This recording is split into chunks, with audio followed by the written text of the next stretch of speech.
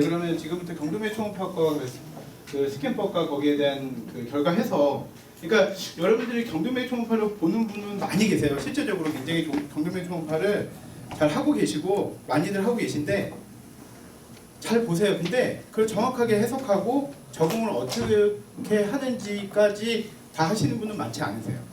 그러니까 오늘 거기까지 다 해드릴 거예요. 그래서 실질적으로 대학병원에서 스터디를 하고 풀 스터디를 다 하는데 그것까지 다 안내를 해드릴 거예요. 그러니까 그 이상 뭐 대학병원에서 스터디를 안 하는 그 이상 거기까지 하면 다 하는 정도까지 다 안내를 해드릴 건데 다 하시라는 내용은 아니지만 그거 다 하는데도 시간이 한 3분에서 5분밖에 안 걸려요. 이게 되게 가벼운 마음에 들으시지만 실질적으로 내일 가셔서 바로 초음파를 하실 수 있는 정도까지 안내를 해드리겠습니다. 일단 경동맥은 우리가 모두 알고 있다시피 이제 하트에서 이제 에오틱 아트리 중에서 브레인으로 들어가는 커먼 카로티드 아트리, 인터널 카로티드 아트리, 익스터널 카로티드 아트리를 통해서 이제 브레인 쪽으로 올라가는 양쪽에 대칭적으로 있는 혈관을 지칭하는데요. 이 경동맥 초음파를 보는 이유는 딱 하나예요. 경동맥은 우리 몸에 있는 동맥을 보는 혈관 중에서 제일 보기 쉽고 바로 초음파로 관찰할 수 있기 때문에 경동맥을 보는 거예요. 다른 동맥은 보기가 되게 없잖아요. 딥하게 있으니까. 그래서 경동맥을 보는 거고, 경동맥은 길기 때문에 목 긴 사람 같은 경우는 이벨리에이션하기 되게 좋고요. 처음부터 끝까지 볼 수 있는 거리가 10에서 20cm까지 굉장히 길기 때문에 여러분들이 경동맥을 봄으로써 다른 아토리 디지즈, 그러니까 카디오바스큘라 디지즈까지 다 이벨리에이션 하는 거에 랜드마크가 된다, 이렇게 되어 있기 때문에 논문에서 이건 입증된 내용이기 때문에 여러분들께서는 경동맥 초음파를 보시면 아토리 디지즈에 대해서 미리 랜드마크를 먼저 보신다 생각하시면 됩니다. 그래서 이 코먼 카로티드 아토리에서 인터널과 익스터널 분리가 되는데, 분리되는 곳에 이렇게 벌구가 있는데 그 벌구에서 인터널과 익스터널 분리되는 곳에 와류가 생기기 때문에 플럭이 많이 생기거든요. 그러니까 이쪽에 이빌리에이션을 많이 해줘야 되고요. 거의 이제 초음파를 쭉 보시면서 그쪽에 초점을 많이 맞춰서 보시는 게 좀 유리해요. 거기 병변이 많이 생기니까. 그래서 경동맥 초음파는 어떤 사람한테 봐야 되는가? 일단 뉴로로지컬 시스템이 있는 환자, 그러니까 CV 리스크라 TA 같이 의심되는 환자는 무조건 경동맥 초음파 보는 게 맞고요. 버티고 바실라 오클루전 심통이 있는 사람, 그러니까 뭐 어지럽거나 아탁시아, 다이플로피시아, 디스파지아, 아탁시아 뭐 다 있는 환자. 물론 이 위에하고 뉴로로지컬 심통을 겹칠 수는 있는데 어차피 이런 신경 증상이 있는 환자는 경동맥 초음파를 봐라. 논문에 되어 있습니다. 그리고 불호의가 들리거나 그 다음에 작동성 있는 넥메스가 보이면은 경동맥 초음파를 보게 되어 있고요. 그 외에도 아토리 디지에 대해서 다 보게 되겠고, 메이저 카디오바스큘라 디지가 있을 경우에도 프리오피 워크업으로 봐야 된다. 그리고 가장 중요한 거예요. 환자가 어느 경우 볼 수 있고요. 검진 목적으로 다 볼 수 있습니다.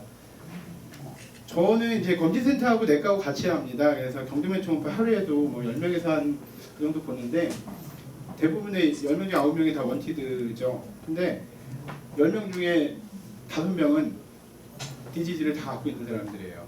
그러니까 증상이 없기 때문에 원티드를 꼭 봐서 이벨리에이션 하는 것도 중요한 목적 중에 하나라고 생각됩니다. 간단하게 아나토미를 살펴보면은 에오틱 아치에서 라이트 브라키오 세팔릭 아토리가 나오고요. 거기서 커먼 카로티드 아토리가 먼저 나오고요.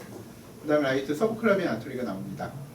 라이트 서브클라비안 아토리가 분지되는 자마자 버티블 아토리가 위로 올라가고요. 반대쪽은 에오틱 아치에서 브라키오 세팔릭 아토리가 없고 바로 라이트 서브클라비안과 커먼 카로티드 아토리가 바로 분지가 되고요. 그게 이제 버티블 아토리도 레프트 서브클라비안 아토리에서 분지가 돼서 올라가다가 바실 아토리에서 만나게 됩니다. 이 구조를 이해를 하시는 게 중요한데요. 그 이유는 이제 혈류가 이렇게 정상적으로 잘 가고 있는데, 만약에 브라키오세팔릭 아토리에서 라이트 서브클라비안 아토리를 분지되자마자 버티블 아토리가 분지되기 전에 이 부위가 스테노시스나 뭐 플락 어프로전이 있으면 라이트 서브클라비안 쪽으로 혈류 공급이 잘 안 되겠죠. 그럼 브레드 압력이 떨어지고 혈류 공급이 적어지기 때문에 반대쪽에서 버티블 아토리가 바실 아토리에서 만나서 위로 올라가야 되는데 거꾸로 이렇게 내려옵니다. 이쪽 허율이 생기기 때문에. 그래서 그걸 바로 서브클라비안 스틸 신드롬이라고, 초음파를 보면 버티블 아토리를 초음파를 측정하면 벨로시티가 거꾸로 가게 되면 그 부위에 분명히 서브클라비안 아토리에 문제가 있겠구나. 그래서 명칭이 서브클라비안 스틸 신드롬이라고 되어 있고, 이 병을 발견하기 위해서 반드시 버티블 아토리까지 측정을 하는 것으로 원칙으로 되어 있습니다. 이거는 각각의 직경을 표시한 건데요. 그냥 참고로 보시면 될 것 같습니다. 제가 강의는 좀 빨리빨리 진행하겠습니다. 왜냐하면 핸즈온을 해서 여러분들이 실제로 초음파를 어떻게 보고 정확하게 보는 법을 쭉 안내를 해드리는 게 더 중요할 것 같아서 강의 자료는 언제든지 필요하시면 메일로 또 보내드릴 수도 있고요. 자료는 오픈되어 있습니다. 다양한 이제 그 아토리의 종류는 커먼 커리티드 아토리, 인터널, 익스터널, 버테브럴 아토리를 비모드로 모두 측정하고요. 물론 컬러도 블러까지 같이 측정되게 되어 있습니다. 그리고 앵글이라고 하는 건데 사실 오늘은 이 앵글에 대해서만 정확히 이해하시고 이 앵글만 잡으실 수 있으면 경도면 초음파는 절반 이상을 잡아갖고 가신다고 볼 수가 있어요. 왜냐하면 대부분 경도면 초음파를 처음 시작하실 때 앵글을 못 맞추시거든요. 그래서 앵글을 오늘 정확히 맞추고 앵글을 잘 잡을 수 있게끔만 하고 가셔도 엄청난 걸 얻어가신다고 저는 말씀드릴 수가 있습니다. 롱에시스, 소드, 에식스 다 보고요. 그 다음에 IMT를 측정하고 플락에 대해서 기술하지 않으면 이게 경도맥 다예요. 별거는 아니죠. 그리고 간단하죠. 그래서 IMT와 플락을 묘사를 해주고 스테노시스가 있으면 스테노시스가 어떻게 되어 있는지까지 묘사를 해주면 완벽한 경도맥 초음파가 되시는 겁니다. 그래서 IMT는 일반적으로 IMT 두께가 뭐 나이에 따라서 이렇게 뭐 30대, 40대, 50대 이렇게 다 차이가 있는데 대충 경도면 초음파 뭐 20대, 30대 되는 사람이 보는 사람은 거의 없겠죠. 거의 60대, 70대 이상이 되는 분이 보기 때문에 60대 이상은 0.8mm 플러스 마이너스 2mm하고 되어 있기 때문에 1mm 넘어가면 뭐 문제는 있다. 정상은 아니다. 이렇게 생각하시면 됩니다. 그래서 IMT를 측정하는 원칙은 이렇게 커먼 카로티드 아토리가 있으면 이제 벌브 직전에 그러니까 커먼 카로티드 아토리 디스탈 그러니까 벌브 가기 전에 1에서 2cm 근방에서 측정을 한다고 되어 있고요. 그 다음에 고에코 위에서부터 저에코 끝까지 가는 이 전장을 측정하게 되어 있습니다. 반드시 엔테리어의 IMT가 보이는 곳에서 포스테리어 월에서 측정하는 게 원칙으로 되어 있고요. 엔테리어에 요거 IMT가 보이지 않으면 삐뚤로 측정이 된 거예요. 정확하게 절반을 자른 게 아니기 때문에 정확한 IMT가 나오지 않습니다. 그래서 엔테리어와 니어월과 파월이 보이는 파월에서 맥시멀 IMT를 측정하는 것을 원칙으로 되어 있습니다.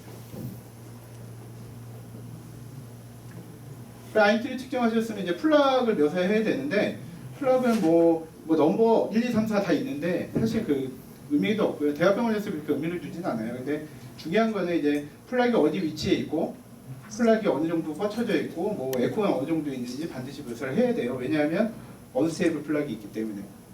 스테이블 플락 같이 이렇게 가만히 붙어 있는 애들은 별 문제는 안 일으키지만 이 밑에 보시면 이렇게 플락이 덜렁덜렁하고 어스레이션이 보이고 저에코 섞여 있는 이런 플락 같은 경우에는 언제든지 이게 CVE 리스크를 올릴 수 있기 때문에 이런 플락은 반드시 묘사를 해주셔야 되고요. 플락 끝에 언스테이블 플락에 대해서 묘사만 할 줄 아시면 뭐 전혀 1차 의료에서는 문제가 되지 않습니다. 스테이블 플락 이 지금 보여드린 모든 사진은 100% 저희 병원에서 측정을 한 거고요. 실질적으로 한자가 너무너무 많기 때문에 경도면 초음파 보시면 실제적으로 환자한테 해줄 얘기도 무지 많고요. 만약 플락이 있거나 스테노시스나 뭐 스클레로시스가 있으면 그 환자는 스타틴이라든지 아스피린이라든지 여러 메디케이션이 인디케이션이 되기 때문에 그 환자는 당뇨 혈압 같이 평생 자기 환자가 될 수도 있는 거고요. 또 이제 좀 이따 보여드릴 건데 뭐 토탈 어쿠전도 많고 뭐 스테노시스가 굉장히 심한 분이 있는데 그거 발견해서 설명해 드리면 환자 굉장히 고마워합니다. 그러니까 가족까지 다 여러분 환자가 될 수 있는 충분한 가능성이 있는 초음파예요. 그리고 경도면 초음파는 실질적으로 초음파가 좋지 않아도 돼요. 슈퍼피셜 장비이기 때문에 아무리 2천만 원대 되는 저렴한 장비로도 IMT는 다 기본으로 탑재되어 있기 때문에 뭐 경제적인 부담도 안 돼요. 생각을 해보세요. 경도면 초음파가 저 같은 경우 5만 원 받거든요. 근데 하루에 뭐 10명은 못 보시고 뭐 한두 명 본다 그래도 2명 본다 그래도 5만 원이면 하루에 10만 원이면 한 달이면 한 2, 300 된다고 쳐도 1년이면 초음파 장비 기계 값은 뽑아요. 근데 초음파 한 대 사면 보통 5년 뭐 이상 쓰거든요. 근데 장비도 너무 좋아지기 때문에 그래서 스테이블 플락 같이 이렇게 가만히 고에코로 붙어 있는 것들은 스테이블 플락으로 정의하고요. 이런 거 같은 경우에는 팔로우만 하시면 됩니다. 근데 이렇게 덜렁덜렁 하고요. 플로우가 가는 방향에 따라 덜렁덜렁하고 어스레이션도 보이고 이렇게 기다려 이렇게 뻗쳐서 내려오면은 이거는 언스테이블 플락이라서 환자한테 반드시 설명하고 치료의 기준이 되시고요. 이쪽도 여기 봐서는 B 모드에서 그냥 봤을 적에는 이거는 잘 가는 것 같은데 근데 도플러에 떼어보면 이만큼의 혈류 공급이 하나도 안 가요. 그러니까 이 환자는 3분의 2 정도 벌써 막힌 환자인데 모르고 살았던 거죠. 여기 밸런스 측정해보면 차이가 분명히 나오겠죠. 지금같이 이렇게 여러 군데 산재돼 있고요. 저희 그 섞여 있는 경우. 그리고 이 환자 같은 경우 거의 다 막혔죠. 이 환자는 뭐 밸런스 측정해 보면 20도 안 나와요. 한 15 정도밖에 안 나와요. 속도가 너무 많이 막혔기 때문에 이따 속도에 따른 그 결과 판독하고 기준하는 것도 다 내일 말씀드리겠습니다. 그래서 이런 환자들은 이제 언스테이블 플라이기 때문에 반드시 묘사를 해주고 리스크 설명해주고 치료법에 대해서도 안내를 해주셔야 됩니다. 그 다음에 이제 스테노시스가 있으면 이제 묘사를 해줘야 되는데 이제 일단 스테노시스의 거리를 이제 대충 이제 크기를 생각해 보시면 뭐 7, 8mm, 뭐 1cm 정도 미만이다 이렇게 보시면 되고요. 실제적으로 ICA가 뭐 6mm, 7mm인데 뭐 1cm 됐으니까 문제 됩니다. 아니 문제 안 돼요. 그냥 그런 거는 참고적으로만 아시면 될 것 같고요. 이 정상 크기를 아셔야 일단 스테노시스가 있으면 얘기를 할 수 있기 때문에 설명은 잠깐 드린 거고요. 그 다음에 아까 같이 그 스테노시스가 삐모드상에서 다이아미터가 괜찮아 보이는데 실제적으로 도플러가 거의 안 도플러에 띄워보니까 혈류 공급이 거의 안 가는 환자도 있었고 지금 이 환자 같이 여기까지는 블러드 플러가 가는데 여기 하나도 안 가죠. 이 환자 실제적으로 40대 초반에 제 환자였는데 굉장히 잘생긴 환자예요. 탤런트 해도 될 것 같고 집도 엄청 부자고 남부럽지 않은 사람인데 그냥 경동맥이나 한번 해주세요 그냥 막 그냥 했는데 혈류가 하나도 안 가는 거예요. 그래서 MRI 찍어봤더니 여기 보시면 커먼 카로티드 아트리 쭉 올라와서 여기 인터널과 익스터널로 가고 버테브라 아트리 가고 오른쪽에 세 가지 다 보이는데 왼쪽에는 익스터널 카로티드 아트리, 버테브라 아트리 보이는데 인터널 카로티드 아트리가 안 보이죠. 토탈 오클루전이에요. 근데 이 환자 지금 하나도 없었어요. 천천히 서서하게 막혔기 때문에 반대에서 블러드 서플라이가 가기 때문에 뭐 심텀이 전혀 없을 수 없죠. 이 환자는 뭐 OP 인디케이션은 안 되고 메디칼 트리트먼트하고 어쩌베이션 하시면 돼요. 그래서 반드시 도플러를 띄워봐야 된다. 이게 중요하고요. 그래서 도플러를 측정해 보면 정상이 뭐 90, 60 뭐 이런 게 있는데 이따가 이 속도에 대해서도 따로 표로 안내해 드리겠습니다.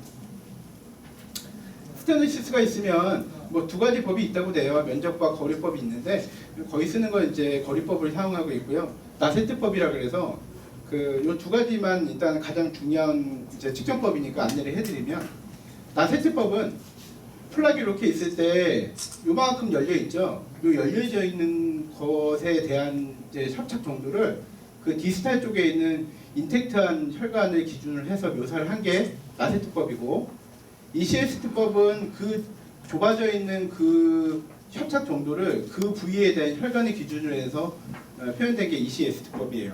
근데 처음 제가 경동맥 그 거리 측정법을 공부할 때 옛날이지만 당연히 이 ECST법이 맞는 거 아니야 이렇게 생각을 했어요. 근데 여러분 잘 보시면은 이 D값이 플락이 이렇게 있으면 스클로리시스가 뭐 1mm 있을 수 있고 2mm도 있을 수 있는데 D값을 정확히 어디까지가 D값인지를 명시할 수가 없어요. 측정을 할 수가 없어요. 그러니까 재는 사람에 따라서 그 베리에이션이 많기 때문에 지금은 하고 있는 표준으로 거의 많이 하고 있는 거는 나세트법을 많이 사용하고 있고요. 디스탈 쪽에 있는 그 인텍트한 혈관을 기준으로 해서 C에 대한 협착 정도를 묘사를 하는 나세트법을 많이 사용하고 있다. 알고만 계시면 될 것 같아요. 그래서 이제부터는 실제적으로 경동맥 초음파를 어떻게 보는지 한번 살펴보겠습니다. 경동맥 초음파는 이제 보는 방법은 딱 두 가지예요. 머리 위에서 보는 사람이 있고요. 베드사이드 옆에서 보는 방법이 있는데 뭐 사실 머리만 보는 선생님들 같은 경우에는 베드사이드 레터럴 시팅 포지션을 할 필요가 없죠. 왜냐면 머리 위에서 좌우로 옮겨가서 하는 게 훨씬 편하니까. 근데 저같이 내과 의사는 배도 봐야 되고 아래 프로스테이트 뭐 방광 다 보기 때문에 오비지아이까지 보는 트란스 업도멘을 다 보기 때문에 옆에서 레터럴 시팅 포지션을 하고 있고요. 좌우로 고개를 돌려서 측정하고 있습니다. 저희 병원 초음파실이고요. 저희 병원 그 영상학과 기사 눕혀서 보고 이제 샘플로 보고 있는 건데요. 여기 보시면 이제 반대쪽으로 이제 만약에 왼쪽을 먼저 보고 싶으면 오른쪽으로 고개를 돌리고 약간 익스텐션을 시킨 상태에서 잘 보이는 커먼 카로티드 아트리를 먼저 찾아봅니다. 잘 보이면 여기서 트랜스버스로 이제 돌려갖고 트랜스버스부터 측정을 하게 되는데 이 프로브는 여러분들이 가지고 있는 리니어 프로브 5에서 12MHz를 사용하시면 됩니다. 그래서 일단은 그 횡단면부터 측정합니다. 트랜스버스 스캔을 해서 커먼 카로티드 아트리를 잡고 위로 쭉 올라가게 되면 이제 벌브에서 인터널과 익스터널로 구분되는 이제 벌브 부위가 보이고요. 더 위로 올라가주면 인터널과 익스터널 카로티드 아트리 분리가 되는 게 보이고요. 각각에 대해서 도플러를 꼭 띄워보셔야 돼요. 도플러를 안 띄우는 사람이 있는데 아까 같이 토탈 어클루전 같은 경우에는 여기 시커멓게 이렇게 잘 보이는데 실제로 도플러를 띄워보면 까맣게 하나도 안 가는 경우 종종 있어요. 한두 달에 한 명씩 계속 만나거든요. 반드시 도플러를 꼭 띄워보시라는 거예요. 그리고 이제 프로브를 90도로 방향을 돌려서 커먼 커러티드 아터리에서 이제 벨로시티를 측정해서 이거 속도를 측정하고 게이지, 이게 다 오토다이미터예요. 그러니까 되게 간단하게 이거 측정하는 시간이 거의 뭐 1분도 안 걸립니다. 탁탁탁탁 누르기 때문에. 그리고 숙달이 안 되신 분들도 처음에는 뭐 10분, 20분 걸리겠지만 한 뭐 100명, 200명 보다 보면 그 다음서부터는 순식간이 됩니다. 제가 실제로 경도맥 초음파 다 측정하는 시간은 3분? 5분? 길어요? 그 정도면 다 측정하는 것 같아요. 그리고 가끔 가다가 이제 아토리가 잘 안 나오는 분이 있어요. 그런 사람 뭐 조금 더 시간이 걸리지만 대부분은 금방 측정이 되고 슈퍼피셜 장기이기 때문에 거의 쉽게 측정할 수가 있습니다. 그리고 경도맥 초음파는 좋은 점이 복부 초음파 보다가 리버 매스, HC 많이 놓쳐요. 저도 복부 초음파 볼 때 항상 긴장하는데 놓치면 그 환자가 몇 개월 있다 와서 멱살 잡겠죠. 근데 경도맥 초음파는 플락이 있는 거 놓쳐도 뭐 당장 문제 안 생겨요. 토탈 어클루전 있어도 아유 그거는 반대쪽으로 콜레트럴 서큘레이션 가기 때문에 문제 있었으면 벌써 증상이 있었겠죠. 문제되는 경우는 없어요. 그리고 초음파 기계도 안 좋아도 다 할 수가 있어요. 그렇죠? 초음파 여기 와 계시지만 그렇기 때문에 경도맥 초음파는 부담 없이 접근을 하시고 내일 바로 하셔도 됩니다. 그래서 이제 종단면에서 IMT를 측정하는데 반드시 니어월이 보이는 상태에서 파월에 대한 맥시멀 IMT를 측정하자 이렇게 되어 있고요. 그래서 더 위로 올라가면 벌브가 나오고요. 벌브에서 인터널 카로티드 아터리에 대한 롱지튜드널 뷰를 측정하고 이건 익스터널이에요. 인터널은 이따가 핸즈온 시간에 보여드리겠지만 아까 이렇게 숟가락 엎어놓은 것 같이 위로 볼록한 게 일반적이고요. 아닌 사람도 있지만 익스터널은 이렇게 스푼 모양으로 밑으로 이렇게 블록한 게 일반적인 거예요. 그래서 프로브를 한 2mm 정도만 살짝 돌리면 인터널과 익스터널의 그대로에서 평가할 수 있고요. 각각에 대한 벨로시티를 측정해서 묘사하게 되어 있습니다. 근데 이거를 잘 보셔야 되는데 이건 인터널 커리티드 아터리 벨로시티를 측정한 건데 자세히 보시면 PSV는 70 정도 나왔는데 EDV가 30 나왔죠. EDV가 굉장히 높아요. 인터널 커리티드 아터리는. 왜냐하면 다이아스톨릭 때도 블러드 서플라이가 브레인으로 가야 되기 때문에 그렇고요. 익스터널 커리티드 아터리는 뭐 PSV야 뭐 그렇다고 치더라도 EDV가 8밖에 안 나오죠. 실제적으로 얼굴 표면에 가는 게 익스터널 카로티드 아터리이기 때문에 EDV 때는 블러드 서플라이가 거의 안 가도 상관이 없어요. 그러니까 이 도플러 웨이브 부분만 봐도 인터널인지 익스터널인지 알아야 되고요. 알 수가 있어요. 그래서 여기 보면은 이 블러드 플로우가 거의 EDV 때 엔드 다이아스톨릭 벨로시티가 이제 EDV라고 하는데 별로 떨어지지 않고 상당히 속도를 유지하고 있는 거에 반해서 익스터널 같은 경우에는 거의 EDV까지 거의 안 나와요. 그러니까 뾰족하게 올라갔다 바로 떨어졌다 쭉 가는 게 익스터널 카로티드 아터리. 인터널 카로티드 아터리는 완만하게 천천히 내려가는 거야. 인터널 카로티드 아터리.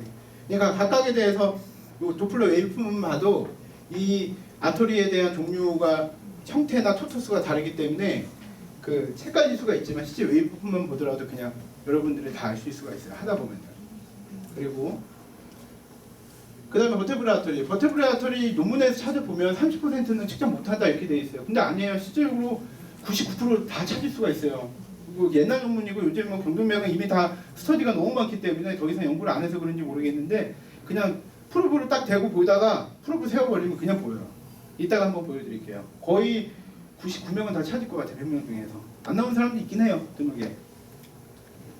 그래서 프로브를 세워되면 버테브라 트랜스퍼 프로세스 있고 밑에 이 위에 하나 있고 밑에 하나 있는데 위에는 버테브라 베인이고 아래 2번이 이제 버테브라 아터리고요.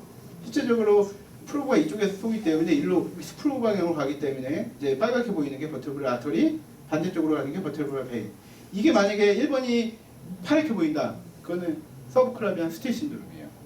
그래서 버테브라 아터리를 측정하는 거고 그거를 보고 아 거기 서브클라비안 병변이 있겠구나 그렇게 생각할 수 있어서 있기 때문에 버테브라 이걸 열심히 버테브라 아터리를 측정하게 되는 거죠. 그래서 측정을 해주면 웨이브폼이 나오고요. 버테브라 베인을 측정해보면 도플라 웨이브 같이 이렇게 파랗게 나오는 양상을 하게 되고요. 실제적으로는 베인은 측정 안 합니다. 아터리만 측정하시면 돼요. 오늘 이거 빨리 끝나고 그 핸즈온을 빨리 해드리려고 말이 빨라지는데 별로 빠르진 않죠? 알아들으실 수 있죠? 반대쪽 라이트. 레프트를 먼저 보고 이제 라이트 쪽으로 넘어가고요. 라이트를 먼저 보고 레프트로 넘어가도 상관없어요. 어느 쪽이든지 본인이 하고 싶은 대로 하시면 되고요. 근데 라이트 쪽으로 넘어가면 횡단면을 먼저 보게 되고요. 그 다음에 벌프까지 넘어온 다음에 더 올라가면 갈라지는 거 마찬가지로 똑같이 보이고요. 그 다음에 도플러 웨이브, 도플러까지 측정해서 반드시 도플러가 반드시 뜨는지 꼭 보셔야 됩니다. 그리고 밸런스 측정해서 PSV, EDV 측정해서 각자의 로레지스 플로우가 나오는 걸 볼 수 있고요. 여기 IMT도 똑같이 오토 IMT를 측정한다고 되어 있고요. 뭐 어떤 분들은 이제 수동으로 측정하시는 분도 있어요. 뭐 6개 이상 측정하게 되어 있고, 근데 사실 요새는 다 오토 IMT를 쓰기 때문에 혼자 이렇게 매뉴얼로 측정하는 거는 거의 하는 분이 없고요.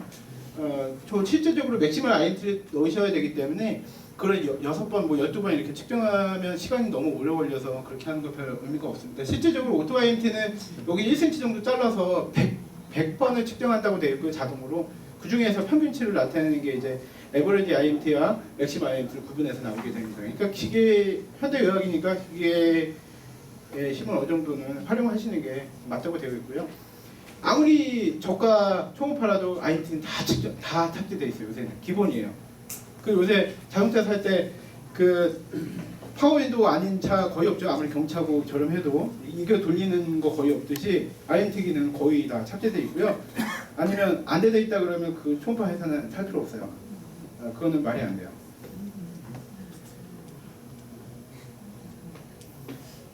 그래서 벌브를 지나서 트랜스버스로 인터널, 익스터널 같이, 이것도 이렇게 스푼 모양으로, 이건 엎어놓은 모양이고 이거는 밑으로 블록한 모양이기 때문에 인터널과 익스터널을 구분할 수 있게 되어 있고요. 각각에 대한 도플러 웨이브폼을 다 볼 수 있고요. 이렇게 완만하게 떨어지는 거니까 인터널 커리티드 아터리, 이거를 다른 말로 이제 로 레지스탄스 패턴이라고, 웨이브 패턴이라고 얘기하고 있고요. 갑자기 훅 떨어지기 때문에 이거 하이 레지스탄스 웨이브 패턴이라고 이렇게 교과서나 이제 논문에 많이 표시가 되어 있습니다. 별 얘기는 아니고요. 그냥 갑자기 확 떨어지고 이거는 완만하게 떨어진다 그 얘기예요. 근데 좀 유식하게 표현을 해서 그렇게 나온 거죠. 버티블 아터리 프로브 세워지면 2번이 이제 버티블 아터리고요. 그거에 대한 밸런스를 측정해서 뭐 여기는 그냥 빨갛게 보이면 아 혈관 위로 가니까 정상이다 이렇게 보시면 돼요. 제가 버티블 아터리에 대해 어떻게 이해를 확실하게 시켜드릴까 막 인터넷 찾았는데 이런 사진이 있었어요. 이 사진 보자마자 저는 와 어떻게 하면 이런 경동맥을 위한 사진이구나 이런 생각을 했는데 여기 기린이 이렇게 몸통을 CCA라고 보시면 머리로 가는 거 ICA고요. 그 팔로 가는 거 ECA라고 보시면 돼요. ICA가 더 두껍고요. ECA가 가늘고요. 이 뒤쪽에 여자 버티블라 바디 트랜스버스 프로세스고 거기서 나온 버티블라 아토리고 좌우 대칭되는 것까지 아주 똑같아요. 그러니까 여기 패턴 이해하시면 되고. 그래서 이렇게 측정을 한 이유는 이거 한 장을 쓰기 위해서 열심히 이렇게 측정한 거예요. 이 내용은 실제적으로 이제 논문을 보시면 똑같이 이렇게 나옵니다. 이게 가장 많이 이제 도플러 그 카로티드 도플러를 측정하고 나서 이제 레포트를 작성하는데 가장 좀 효율적이라고 해서 논문에서도 얘기 나오고 있고요. 실제적으로 서울에 있는 몇몇 대학에서 실제적으로 사용해 있는 폼이고요. 저도 그 판독에서 이대로 놓고 있습니다. 그래서 IMT를 측정해서 묘사를 해주고요. 플락이 있으면 플락이 어느 정도 있는지 어디 위치에 있는지 언스테이블 플락인지 아니면 스테이블 플락인지 명시를 하고요. 밸런스에 대해서 측정을 해주고 버티블 아터리가 어땠는지 뭐 처음에는 시간이 많이 걸리시는 것 같이 보이지만 실질적으로 몇 번 하시면 금방금방 입력합니다.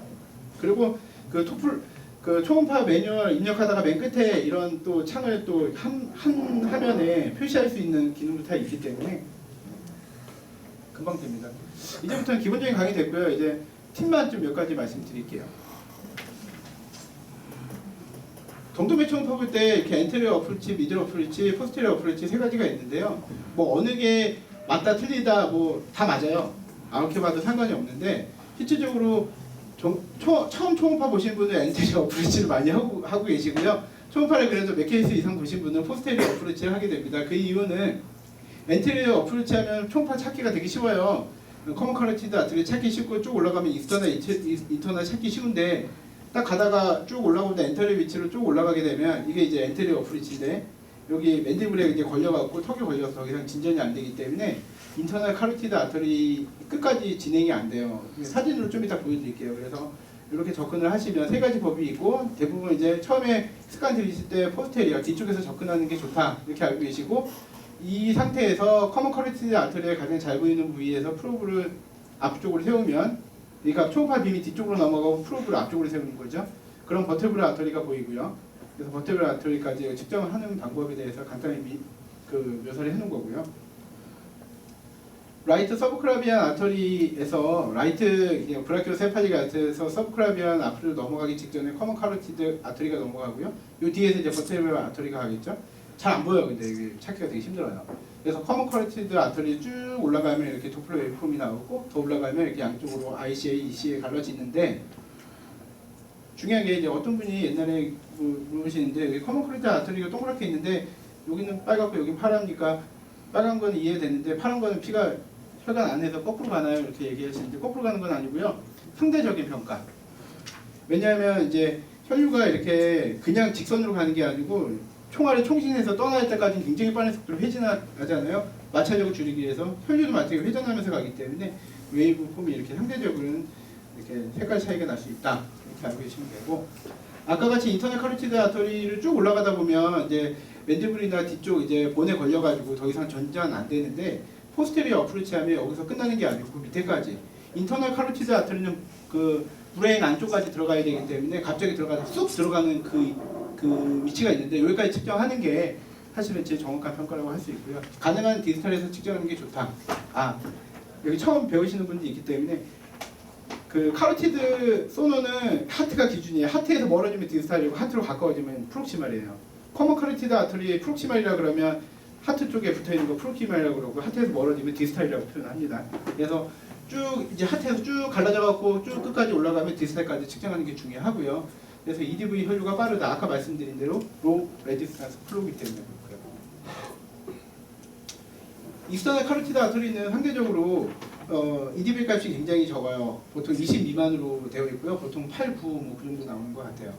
그리고 뭐 시간 없으면 익스터널 카로티드 아터리는 측정 안 하셔도 좋아요. 막혔다고 해서 문제가 되진 않으니까.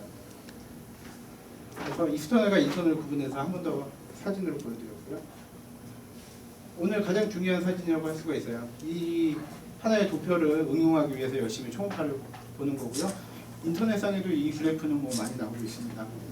중요한 게 이제 측정해야 될 게, 아까 제가 그 리포트 한 장 보여드렸는데, 여기 있는 거를 다 그 리포트에 있는 걸 여기서 다 활용을 해야 되기 때문에 이렇게 리포트가 나온 거고요. 일단은 플락이 있는지, 플락이 50% 미만인지 높은지 이거를 이게 한눈에 볼 수 있고요. 그 플락이 있는 곳에서 인터널 카로티드 아터리의 PSV 측정하면 걔가 뭐 125가 넘는지 230이 넘는지, 이게 중요한 게, 저는 그냥 외울 때 130, 230 이렇게 외우거든요. 근데 뭐 5 정도 차이는 뭐 크게 의미는 없으니까. 근데 만약에 130이 넘어가면 일단 50% 이상 막힌 거예요. 그리고 230이 넘어가면 그거는 뭐 진짜 문제가 크게 있는 거고요. 그래서 보통 아무리 높아도 130 이상은 넘지 않는다 이렇게 알고 계시면 되고요. 그 다음 CCA나 ICA는 실제적으로 여기 여러분들 아시면 이 어클루전 정도에 따라서 ICA PSV, 그러니까 픽 시톨 벨로시티는 왔다 갔다 하기 때문에 이 뒤쪽에 있는 CCA보다 IC까지 고정을 같이 보셔야 정확한 해석이 될 수 있습니다. 요거는 예로서 뒤에서 제가 한 번 더 말씀드릴게요. 그래서 이 뒤쪽 70% 이상 스테노시스가 있으면 이거는 OP 인디케이션이 되기 때문에 여러분들 반드시 명시를 해주셔야 되고요. 50% 이상 스테노시스가 있으면 이건 메디컬 트리트먼트로 일단 논문에서 이렇게 안내를 하고 있습니다. 이제 거기서 끝나가요. 이제 이게 이제 실질적으로 왜 내가 경동말 초음파 보면 어떻게 그걸 적응하는지를 이제 활용한 예인데요.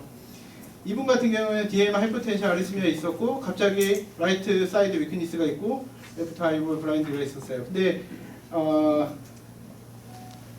뭐 이게 당연히 인터널 카로티드 아터리가 문제 있는 사람이겠죠. 근데 인터널 카로티드 아터리가 있는데 왜 눈이 안 보일까요? 여기 제가 저의 멘토이시고 존경하는 저희 뭐 스승님이시기도 하고 있는 김일범 원장님이 오셨는데, 김일범 원장님이 맨날 물어보시는 질문 중에 하나가 그 인터널 카로티드 아터리 퍼스트 브랜치가 뭘까요? 맨날 물어보세요. 네. 그 이제 옵살믹 아터리거든요. 네, 그래서 이제 아마 그쪽에 인버브 같이 돼서 그러지 않을까 생각이 됩니다. 그래서 일단 이 환자 같은 경우는 PS 여기서 이제 인터널 카로티드 아터리 측정 벨로시티를 측정했더니 250이 나왔고요. 플락이 있고, 플락이 이제 50% 이상 막혔다고 봤을 때 CCA분의 ICA가 8.1이 나왔어요. 그러면 ICA PSV가 230 이상 나왔고 스테노시스가 50% 이상이고 CCAV나 ICA가 4 이상이다. 그럼 여기죠. 70% 이상 스테노시스가 있다. 이렇게 적용을 하는 거예요. 한 케이스 더 보겠습니다. 증상이 없었고 경두맥 초음파 협착으로 내원했는데 이밸리에이션 해야 되니까 ICA 측정했더니 벨로시티가 17밖에 안 나왔어요. 이거 너무 적은데? 너무 적으면 완전히 꽉 막혔거나 뭐 문제 있는 거죠. 근데 스테노시스를 정도 봤더니 인터널 커런티드 아터리가 50% 이상 막힌 것 같고 CCAV나 ICA 했더니 0.6이 나왔다. 그러면 여기는 뭐 혈류 측정할 수 있는 건 아니니까 이 환자는 니어 오크레이전으로 판독을 할 수가 있는 거고요. 이 환자 같은 어떤 이제 메이저 OP 하기 전에 이제 증상이 없다는 환자 이밸리에이션에서 측정했는데 스테노시스가 50% 이상 있는 것 같고 벨로시티 측정했더니 168 나왔었고 그래서 168 CCA의 벨로시티가 168 나오고 플락이 50% 이상 되고 CCAV나 ICA가 2.9다. 그러면 168 나왔으니까 여기에 해당이 되고 플락이 50% 이상이고 CCAV나 ICAB가 2.9니까 이 환자는 50에서 70% 정도 스테노시스가 있겠다 이렇게 할 수가 있는 거고 방금 이 환자 같은 경우에 이제 메디컬 트리트먼트 하시면 돼요. 또 환자는 이제 뭐 특별한 건 없었고 측정했더니 속도가 얼마 나왔죠? 110 나왔죠? 110 있었고 플락 스테노시스 뭐 50% 미만인 것 같아요. 별로 안 돼요. CCAV나 ICA 했더니 1.3이다. 그래서 표에 넣었더니 여기에 해당되겠죠? 그러니까 50% 미만 스테노시스가 있다. 이게 다예요. 간단해요. 매 케이스만 본인이 적용해보고 거기에 수치를 넣어보면 바로 할 수 있는 게 경두맥 초음파예요. 그 다음에는 아까 제가 경두맥 초음파할 때 그 팁을 말씀드리는데 벨로시티를 정확히 측정하는 게 중요해요.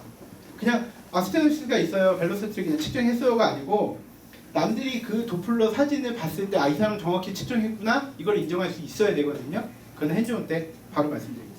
약간 예. 기계 세팅하는데 한 3분에서 5분 정도 걸릴 것 같아서 저희 조금만 기다려 주시기 부탁드립니다.